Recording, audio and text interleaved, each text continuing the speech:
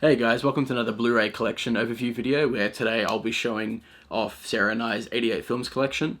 Basically, if you don't know who 88 Films are, they're a UK-based film distribution company who specialise in cult horror films. And we've been collecting them for some time now, and we've amassed a decent amount of them, so we thought it'd be cool to show off on camera. But yeah, it should be good. Hope you enjoy.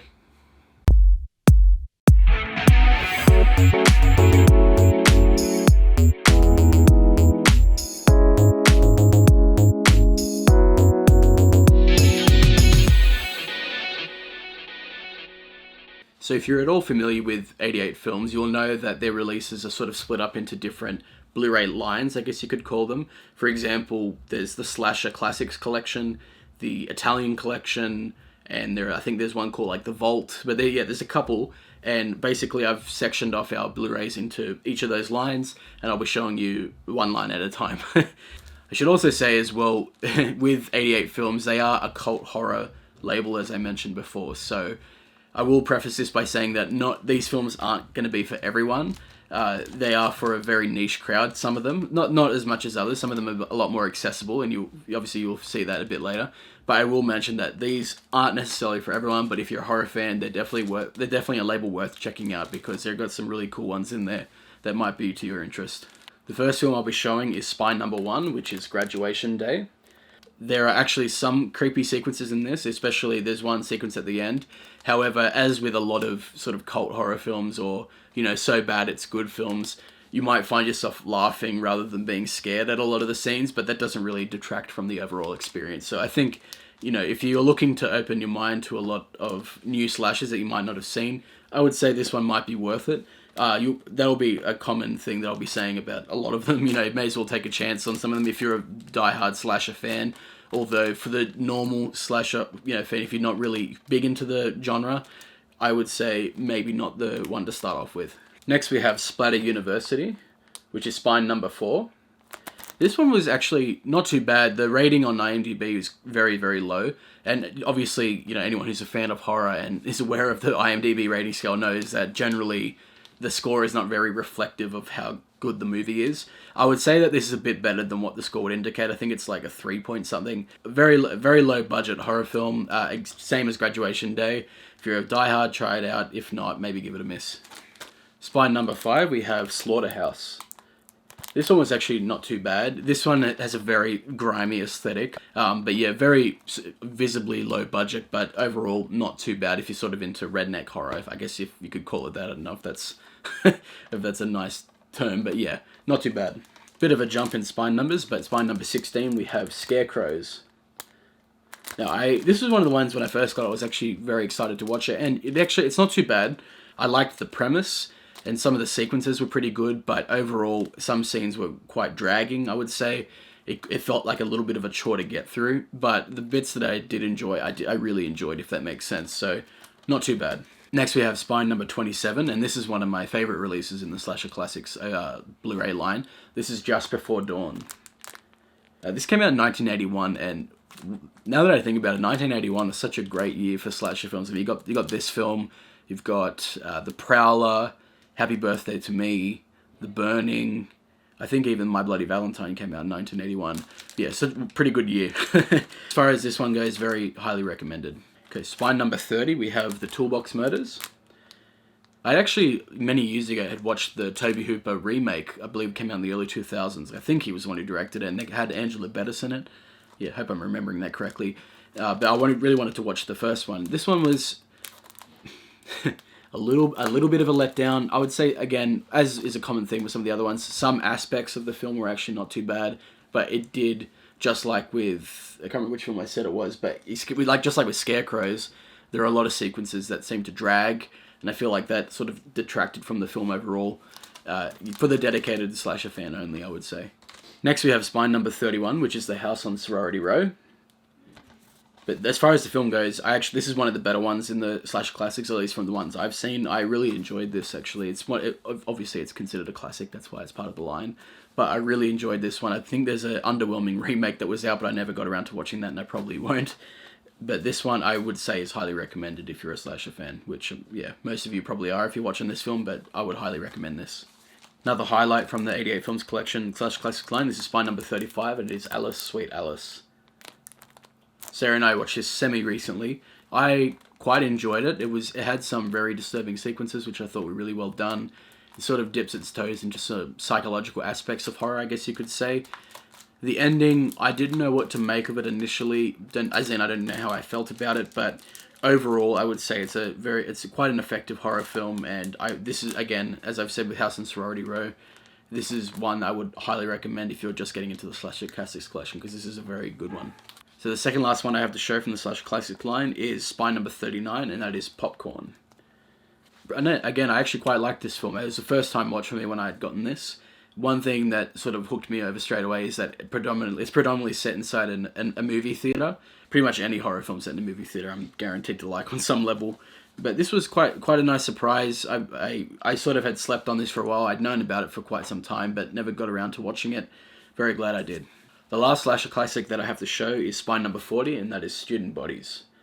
Now, admittedly, this is the one slasher classic that I own that I haven't actually gotten around to watching yet. I do want to get around to watching this, obviously, very soon. Sarah and I have been meaning to get around to it, but yeah, hopefully it's good. Okay, so we finished with the slasher classics line, obviously, and now we'll be moving on to the Italian collection Blu-ray line, and we'll be starting off with spine number 1, which is the Night Train Murders. This one was okay. It basically is I don't want to say a rip-off, but it's very, very heavily inspired by The Last House on the Left. It's a decent watch, I would say. It's very, very, I guess you could say, atmospheric in some parts of the film. Although overall, if you're going to spend your time watching a movie like Last House on the Left, you may as well just watch Last House on the Left, I would say. But yeah, I'm not unhappy that I watched it, but yeah, just saying. So the next film, spine number 2, is The Bloodstained Shadow. This is the first in the Italian collection line, I would say, that is reminiscent of the giallo genre. I actually quite enjoyed this one. There's some interesting twists and turns in the narrative, and I really, really liked the setting. It's set in Venice, actually. I would say either a standard or slightly above average giallo film, definitely worth watching. Spine number 3, we have Spasmo, which is a very creative front cover art, I must say. I really like that. As far as the film goes, this is probably one of the most bizarre films I've ever watched. When you watch a giallo film from, especially from, the 70s or whatever, sometimes you can expect some very outlandish things to happen. This overtakes any concept of sense, I would argue. There is an underlying plot that you can kind of follow, but just the things that happen in this film are the most batshit things. I don't know, this was a major trip to watch. I would recommend this based purely and only on the fact of how stupid and nonsensical this thing is. It's actually, even though it's so nonsensical, it's actually not a bad watch. As I said, this would be something you would definitely want to watch with friends. I would highly recommend it purely in that way only. The next film is spine number 5. This is Zombie Holocaust. What a freaking title, hey. This is probably the first film I believe that has the cannibal elements in it. As I said before, with the Italian collection, there are a lot of giallo films, but there are also just as many cannibal films, which is another sort of genre of film that the Italians were known for in that area of time. I would say, again, and I keep going to go back to this, a lot of these films are very niche, so I will say that. So every time I'm recommending this movie is for people who are into this type of film, so keep that in mind. As far as that goes, I actually quite enjoyed this film. But overall, I would say if you're into this genre of film or you're into the cannibal genre, I would say it's a safe one because it does sort of incorporate some of the zombie-ish elements into it. So, but yeah, overall, I would recommend it. Next, we have spine number 6, which is another giallo film, and this is Blade in the Dark. Basically, it's about a music composer who is commissioned to do a piece of work, I believe, and he gets to stay in this sort of mansion. And a lot of the film is him sort of skulking around the mansion, looking into suspicious things that have been happening. Next up is spine number 7, and we have the classic Anthropophagus. The beautiful slipcover on this one, actually, I was lucky enough to get. This is a classic in the underground horror scene. It became very well known for the fact that it was one of the films on the Video Nasties list, I believe. Very intense. If you haven't seen this before, you would want to be prepared for some quite graphic scenes, I would say. I quite liked it. I would say met about the same expectations that I had for it before going in. It didn't exceed my expectations. I thought it was going to be okay, and it was okay. But yeah, I can at the same time see why it's a classic. I would rewatch this one. I actually am due for a rewatch of this quite soon, actually. Spine number 9, we have Zombie 3, also known as Zombie Flesh Eaters 2. This is a massive guilty pleasure of mine. I absolutely love watching this. It's so outrageous and over the top. I really did like the first Zombie Flesh Eaters film, also known as Zombie 2. The titles are a point of contention among a lot of people. They're all over the place, but this is actually really good, I would say. It's not as good as the first one, clearly, but it is directed by Lucio Fulci, who is an Italian director, which I'm quite fond of. This one, though, I wouldn't expect it to be of the same caliber as the first Zombie Flesh Eaters film, but if you do like campy, over-the-top, gore horror, I would give this one a try, especially if you liked the first one. Heading back to the Italian cannibal genre for a moment, we have spine number 12, and that is Man from Deep River, also known as Deep River Savages. This is commonly cited as the first proper Italian cannibal film that sort of kicked off the genre. In that sense, it is worth noting that it is quite tame compared to some of the ones that came after it, although it is still quite an interesting film. I really, really found the set locations on this quite exotic and really interesting and fun to watch. But yeah, I would say if you wanted to get into the history of the cannibal genre film, you can't really not watch this one, and it is quite enjoyable. Spine number 13 is, and I have to censor all of this because it's pretty graphic, this is Emmanuel and the Last Cannibals. I believe Eli Roth made a video listing some of the essential cannibal films. I think he even listed this one, which is what initially put me onto it, although I could be remembering wrong. I would say that this is a below average one in my opinion. Some people probably disagree with that. The next film we have is spine number 14, and this is Burial Ground. This is a absolutely batshit movie. I remember watching this and just constantly saying, what the freak is going on? It was absolutely insane. There are quite a lot of good gore effects in this, but there is a character...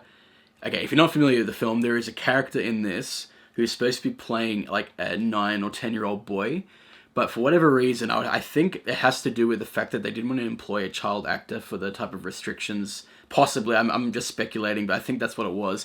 So instead of, halting the schedule to fit the child labor laws or whatever, they got like a 30-something-year-old, like little tiny guy, guy's like really, really short, to play the 12-year-old or 10-year-old boy. And he has such a weird, questionable dynamic with his mother in the film, who's probably only like 5 years older than him in real life. I don't know, it's really hard to explain. If you've watched this movie, you know exactly what I'm talking about. And just like Spasmo, I would say if you can get some friends to watch this together, even if they don't even like horror, this is just one of those films you can just watch and just laugh at because it's so absolutely silly. But yeah, I would recommend it again in that regard. Here we have spine number 19, and this is 7 Deaths in the Cat's Eye. I haven't gotten around to watching this one yet. I did pick it up because it is supposed to be a decent giallo. Spine number 20 is Absurd, which is one of the more well-known titles in the Italian collection, just like Anthropophagus. This is quite worth watching, quite bloody, quite enjoyable as well. Yeah, I'd recommend it. Spine number 21 is Short Night of Glass Dolls. Now, here we have another giallo film, and I must say I was super, super happy to have watched this. This is probably my favorite Italian collection release, I would say. Possibly. It's definitely up there, definitely top 3. This was an actually really underrated giallo film, in my opinion. I really think if you're a fan of the genre and you haven't seen this, you should really get your hands on it and give it a watch. There are some parts to the plot that would probably have more meaning to you individually if you had more of an awareness of what this film was commenting on historically. Overall, you don't need to know much historical context to still enjoy the film. There's some really memorable sequences in this that made an impact on me when I watched it. But yeah, overall, I would say definitely highly, highly recommended, especially if you're into giallos, you need to watch it. Spine number 22, I do have to cover this one up. This is Massacre in Dinosaur Valley. Another awesome name for a movie. Although, unfortunately, there are no dinosaurs in this, so that was a bit of a letdown. But interesting thing about this film is it came at the tail end of the cannibal genre, which was basically in the mid-80s. I think this came out in 1985, if I'm not mistaken, or around that time. Basically, the cannibal boom, I guess you could say, was from the early 70s was pretty much the 70s actually, but there were some movies that lagged and they came out in the 80s.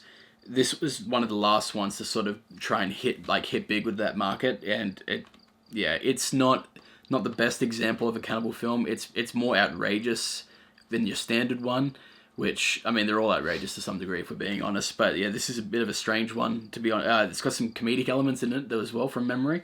One to tick off your list if you're into the cannibal film, but not one to prioritize. Spine number 24, we have Beyond the Darkness. I kind of liked it. It's a very disgusting movie. Like, it's the type of movie where, like, I don't mind gore, and like, you know, this was fine for me as well. But there's a way that the Italians do it where it's just, they make it look so slimy and disgusting, and this film is no exception. I guess I would recommend it if you're into sort of the more shocking type of Italian cinema. This will probably be worth checking out, especially if you like Joe D'Amato's work. But yeah, not too bad.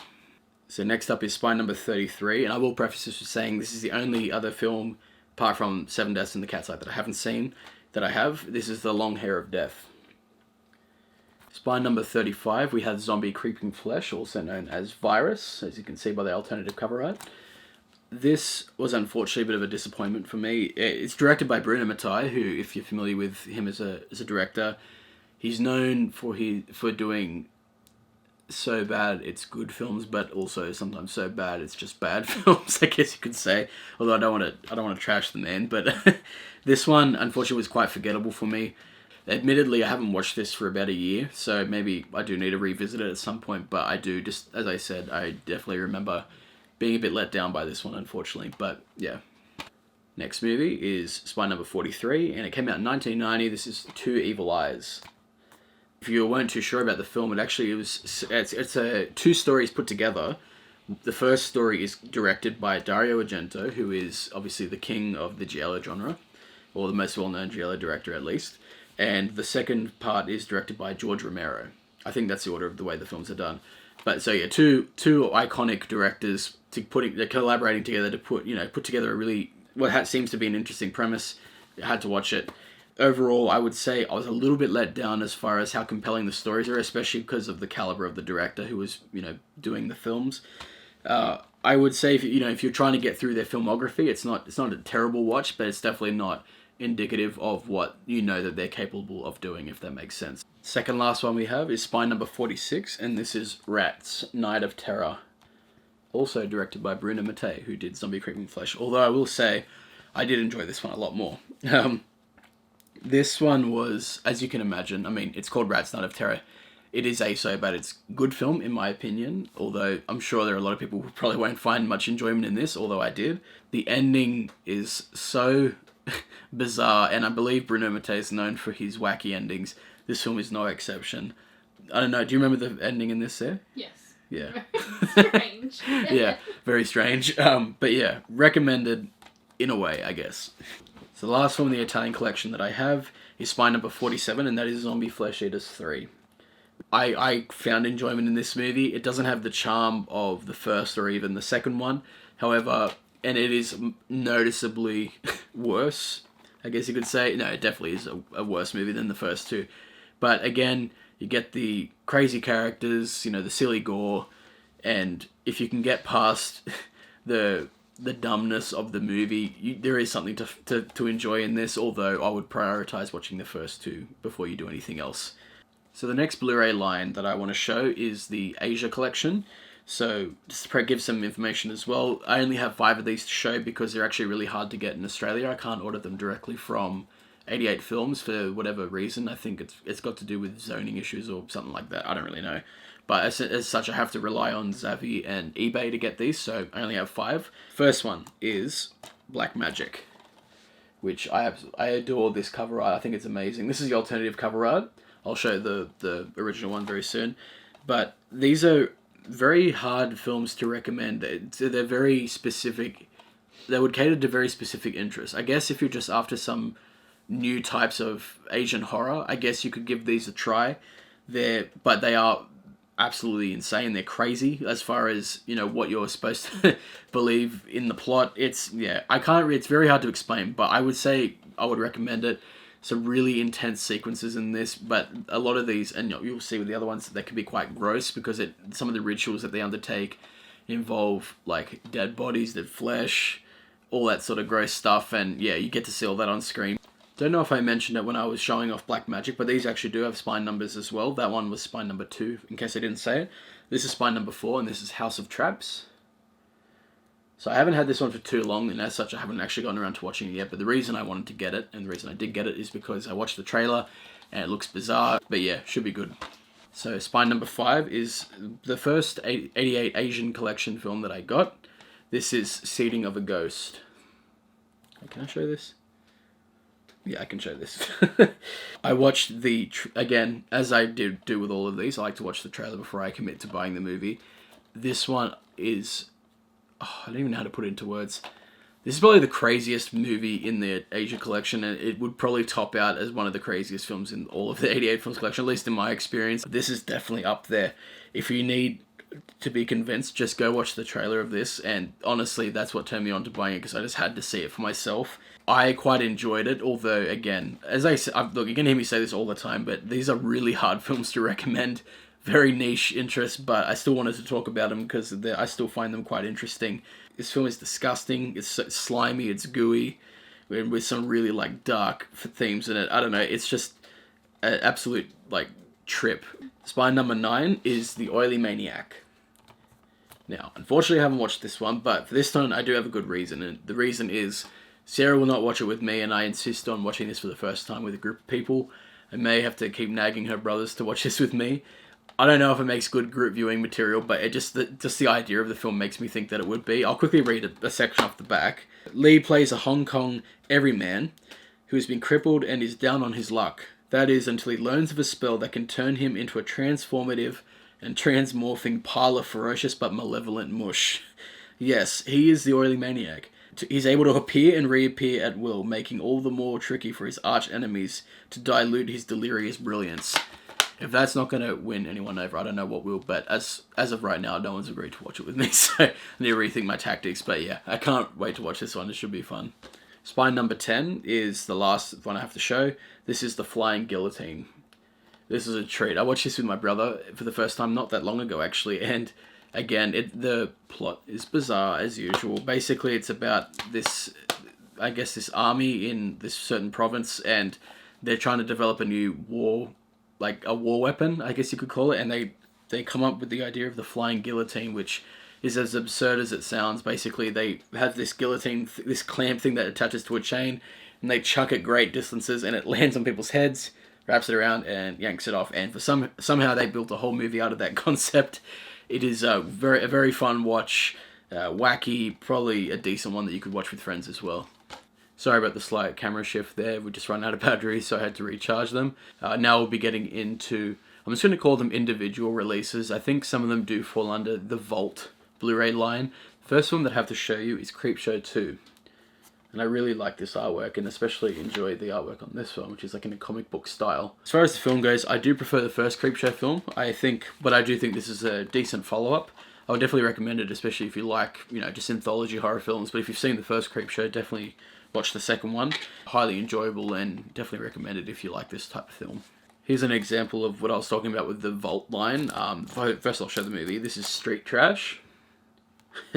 The amazing cover, but I don't know if you can make it out there, but this is the 88 Vault line. I really like this film. Very gooey, very gory, and again, another story where the characters are just all eccentric in their own way. It's got quite some funny moments in it, and it's just a fun ride from start to finish. So definitely recommend it if you're into this type of film, but do your research first before you commit to buying it. It's probably a good thing I'm following up with this film, because I feel like if you like Street Trash, you'll probably find something to like in this movie. But this is actually a steelbook that I have, and it's The Toxic Avenger, which this had been on my radar for a long time. Like, I'd known about it for years, and I even had it on DVD at one point, but I got it from like Couch Converters for like $2, and it just got added to the pile. I never got around to watching it, and then I'm like, no, and then I saw this steelbook pop up for a great price on eBay, and so I snatched it up. I finally got around to watching it, and it was actually a blast. I actually really thought this film was an awesome time. I would highly recommend this if you're into like over-the-top action, comedy, in the form of a would-be superhero, I guess. But yeah, definitely one to watch with friends for sure. A newer acquisition for me is this absolutely charming little 90s film called Hackers. I grew up with this film and I absolutely adore it. It's got some very recognizable faces in this. I'm sure if you've seen it, you would know what I'm talking about. But it's got Johnny Lee Miller, Angelina Jolie, what's his name? Matthew Lillard is in this as well. And there's a couple of other recognizable faces in this. But yeah, this film is amazing. It's so of its time. And I really, it was really funny to watch when I first, when you watch this one, it's really funny to see what they perceived to be the future of technology, I guess you could say. Obviously, it's hammed up to make the movie more funny and interesting and, dynamic or whatever. But like, it's just looking at how technology is represented in this film is it's just a riot. It's just so funny. But I actually, regardless of how unrealistic its depiction ended up being, it's actually really, really fun. So these last 5 that I'm going to show, I'm just going to quickly show them very fast on camera. First one is Night of the Demons 2. And the next 4 are the Jackie Chan films. So we've got Battle Creek Brawl, Snake and Crane, Arts of Shaolin, Dragon Fist. I really enjoy the consistency in the artwork between this line. Looks really cool. And the last one is To Kill with Intrigue. We still need to get around to watching Police Story as well. That's one that's been on my list for a while. Cool, so that brings us to the end of our whole collection. Thank you very much if you did stick through that. I did show off quite a lot of movies. Hope I didn't ramble on for too long. But yeah, really appreciate it. Thanks for watching, and I'm sure we'll have another video out soon. Thanks.